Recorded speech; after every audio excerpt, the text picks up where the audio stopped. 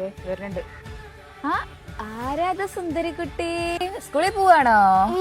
മിഠായി വേണോ? മിഠായി.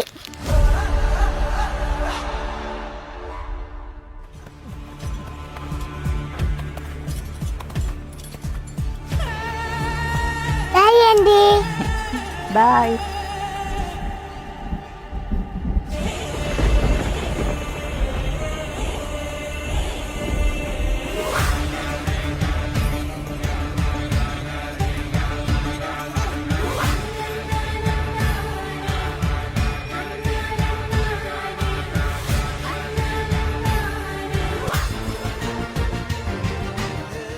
സോറി ആൻറ്റി, എൻ്റെ മമ്മിയും പപ്പയും എനിക്ക് വാങ്ങിച്ച് തരാറുണ്ട്. ഞാൻ പോവുകയാ. സ്കൂൾ തുറക്കാൻ പോവുകയാണ്.